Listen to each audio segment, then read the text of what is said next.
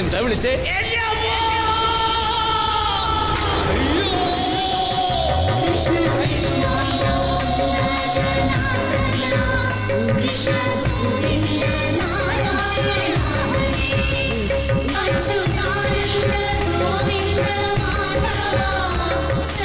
എന്താ തുറക്കുന്നില്ലേ? തുറക്കുന്നില്ലേ?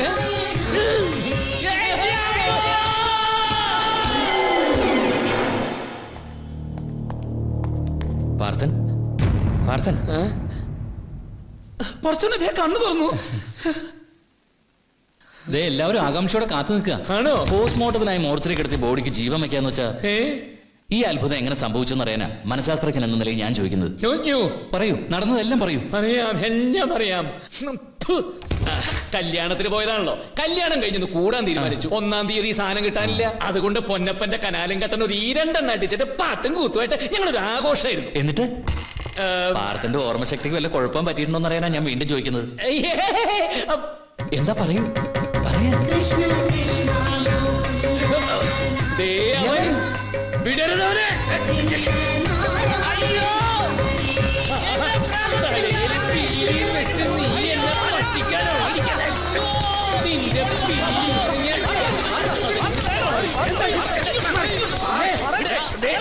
അവന്റെ തലയിൽ പീലി. എന്താ എന്താ പാർത്ഥ ഇത്?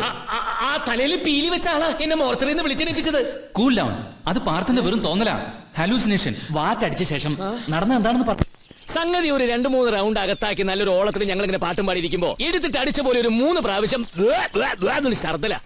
പിന്നെ ആരോ പൊക്കിയെടുത്ത് ആശുപത്രി കൊണ്ടുപോയത് ഇടനാഴിയെ കൂടെ സ്ട്രെച്ചറിൽ പോയതൊക്കെ ഒരു നേരിയ ഓർമ്മയുള്ളൂ. പെട്ടെന്ന് എവിടുന്ന് ഒരു വെളിച്ച ഒരു ഒറ്റ വരവ മുഖത്തേക്ക്, പിന്നെ ഒരു ഒറ്റ പോക്കല്ലേ ഒരു ദ്വാരത്തെ കൂടി. ആ ചുറ്റും വർണ്ണ കാഴ്ചകൾ, നക്ഷത്രങ്ങൾ, മാലാകമാർ, പിന്നെ കുരുത്തോലകൾ.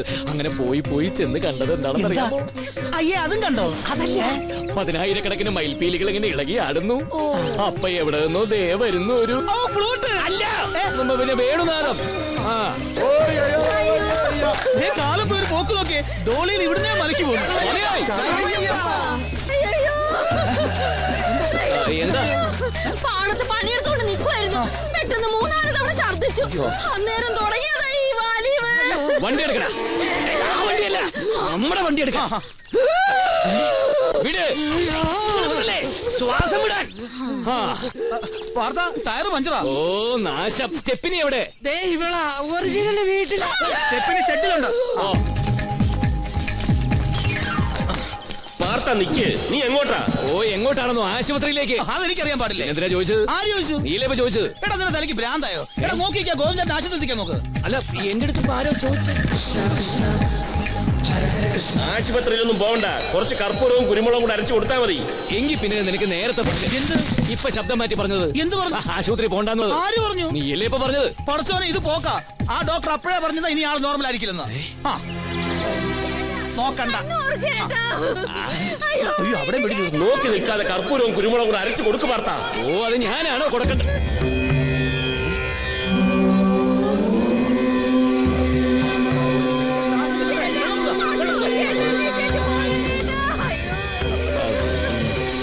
എന്തൊരു കഷ്ടം. ആശുപത്രി പോണ്ട, ആശുപത്രി പോണ്ട. ഇത്തിരി കുരുമുളകും മറ്റേ സാധനവും കൂടി അങ്ങ് അരച്ചു കൊടുത്താൽ മതി. മറ്റേ സാധനം കഴിച്ച ഈ പരുവത്തിലായത്. അതല്ല കത്തുന്ന സാധനം. അത് കഴിച്ചു ഉള്ളതും കൂടി കത്തിപ്പോയി. അതല്ല നീ കത്തിച്ച കത്തുന്ന സാധനം. പടക്കം. അതല്ല ഈ അമ്പലത്തിലൊക്കെ കത്തിക്കുന്ന കർപ്പൂരം. കർപ്പൂരവും കുരുമുളകും ചേർത്ത് അരച്ചങ്ങ് കൊടുത്താൽ മതി. കർപ്പൂരവും കുരുമുളകും ചേർത്ത് അരച്ച് കൊടുക്കടി. എന്താ ഇത് മോനെ? അമ്മേ, ആ പൂജാമുറിയിലെ വിളക്കിൽ ഇത്തിരി എണ്ണ ഒഴിച്ചേ. തിരി ഇപ്പൊ കെടും. ചെല്ല്.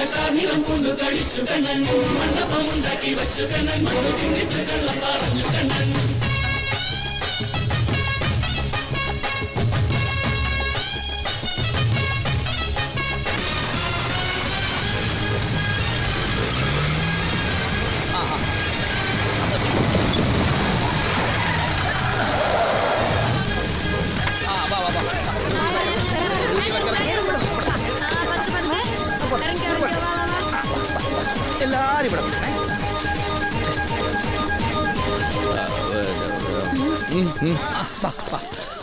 എന്റെ കയ്യില് ചില്ലറയില്ല. അവരോട് പോയിട്ട് അടുത്ത ശനിയാഴ്ച വരാൻ പറ. ഇവര് നീ ഉദ്ദേശിക്കുന്ന പോലുള്ള ആൾക്കാരല്ല. പിന്നെ അഗതികളാണ് അഗതികൾ. ഈ അഗതികൾക്ക് ഇനി സ്വാമി മാത്രമേ ആശ്രയമായിട്ടുള്ളൂ അല്ലേ? ഏത് സ്വാമി? ഈ സ്വാമി അല്ലേ? നീ എന്തൊക്കെയാ പറയുന്നത്? സ്വാമി ഇങ്ങ് വന്നേ പറഞ്ഞുതരാം. അതെ, ലക്ഷങ്ങളുടെ വകയായി നിൽക്കുന്നത്. ഈ പിച്ചക്കാരാ? പിച്ചക്കാരോ? ഇവരൊക്കെ പിച്ചക്കാരാണെന്നാ നിന്റെ വിചാരം? പിന്നെ സർക്കാർ ആശുപത്രിയിലെ രോഗികളാ. അവരെന്തിനാ ഇവിടെ വന്നിരിക്കുന്നത്? സർക്കാർ ഡോക്ടർമാർ വഴി സമരത്തിലല്ലേ? കംപ്ലീറ്റ് രോഗികൾ പ്രൈവറ്റ് ആശുപത്രിയിലേക്ക് പോകാൻ നിൽക്കുക. ദേ ആ പുറത്ത് നിൽക്കുന്നതേ ഒരൊറ്റ വാർഡിലെ രോഗികളാ. ഇനിയും കൊണ്ടൊരു പൂരത്തിലുള്ള ആള് വേറെ. ഇവരെയൊക്കെ നീ എന്തിനാ ഇങ്ങോട്ട് കെട്ടിയെടുത്തിരിക്കുന്നെന്ന് എനിക്ക് മനസ്സിലാവാത്തത്. പറഞ്ഞു തരാ. ആ ഗുരുവായൂർ സംഭവത്തിന് ശേഷം നിനക്കെന്തോ ദിവ്യത്വം കൈ വന്നിട്ടുണ്ടെന്ന് നാട്ടിൽ മൊത്തം പാട്ടായിരിക്കും. കർപ്പൂരം കൊടുത്ത് കിളവന്റെ ദീനം മാറ്റുന്നു, മുറിയിലെ വിളക്കണഞ്ഞത് മുറ്റത്ത് നിന്നറിയുന്നു. ഇതൊക്കെ ഞാനിപ്പോ സ്റ്റാൻഡിൽ നിന്ന് പ്രസംഗിച്ചിട്ടാ വരുന്നത്. നീ ആ ദ്വാരത്തിൽ കൂടി പോയത് കേട്ടപ്പോ നാട്ടുകാർ മുഴുവൻ അങ്ങ് കോരി തിരിച്ചു പോയില്ലേ?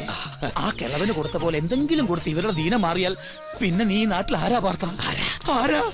ദിവ്യനല്ലേ ദിവ്യൻ. അഗതികൾക്കായി നമുക്കൊരു ആശ്രമം തുടങ്ങാം. നീ മഠാധിപതി സ്വാമി പാർത്ഥാനന്ദ തിരുവടികൾ. കൈ ചുരുട്ട് ഞാനൊന്ന് തന്നാണ്ടല്ലോ. നീ നിന്തിരുവടിയല്ല വടിയായി പോവുമാ. എന്നാ പൊട്ടീരടാ പൊട്ടീര്. രക്ഷപ്പെടാൻ ഒരു മാർഗം പറഞ്ഞത് എനിക്ക് തന്നെ പൊട്ടീര്. നാട്ടുകാരെ അന്നാക്കി നടന്നു നീ. ആകെ കൂടിയുള്ളത് ആ കട്ട വണ്ടിയാ. ഇപ്പൊ തന്നെ എഞ്ചിൻ പണി 8 പ്രാവശ്യം കഴിഞ്ഞു. എടാ നമുക്ക് ആ പൂങ്കൊടി കെട്ടിച്ചു വിടണ്ടേ? തറവാട് തിരിച്ചു വാങ്ങണ്ടേ? ആ കള്ള തമ്പിയോടും മകളോടും പ്രതികാരം ചെയ്യണ്ടേ? പിന്നെ ഇതിനൊക്കെ ചങ്കുറ്റം മാത്രം പോരാ, കയ്യിൽ ഒരു സാധനം കൂടി വേണം. എന്ത്? പണം. കേട്ടിട്ടില്ലേ? പണത്തിന് മീതെ പരുന്തും പറക്കൂല. കാറ്റ് വീശുമ്പോ തൂറ്റാൻ പഠിക്കണോടാ. അതാണ് ബുദ്ധി. വേണ്ടെങ്കി വേണ്ട, ഞാൻ ഇപ്പൊ തന്നെ അവിടെ പറഞ്ഞു വിട്ടേക്കാം. അതെ, നിന്റെ ഐഡിയ ഒക്കെ കൊള്ളാം. പക്ഷേ എന്തു പക്ഷേ? അല്ല, ഈ ആശ്രമവും മഠാധിപതി എന്നൊക്കെ പറയുമ്പോ അതിനൊരു പ്രായവും പക്വതയൊക്കെ വേണ്ടേ? അയ്യോ, ഒരു പ്രായം പക്വതയും വേണ്ട. രാഷ്ട്രീയത്തിൽ ക്ലച്ച് പിടിക്കാത്തവൻ, സിനിമയിൽ ചാൻസ് ഇല്ലാത്തവൻ, എന്തിനധികം തേരാപ്പാര തെണ്ടിത്തിരിഞ്ഞ് നടക്കുന്നവരെ മഠാധിപതികളാവുന്നില്ലേ? പിന്നെ നിനക്കായാലെന്താ? ഒന്നുമില്ലെങ്കിൽ നിനക്ക് വിദ്യാഭ്യാസമില്ലേ? അതൊക്കെ എന്റെ പേരെന്താ പറഞ്ഞത്? സ്വാമി പാർത്ഥാനന്ദ തിരുവടികൾ. അപ്പൊ നിന്റെ പേരോ? സുലൈമാൻ റാവുത്തർ. അല്ല, അത് ശരിക്കുള്ള പേര്? ഓ, സ്വാമി സുലൈമാൻ സ്വാമി. ഓ, ഈ അയ്യപ്പനും വാവരും എന്നൊക്കെ പറയുന്ന പാർത്തനും സുലൈമാനും.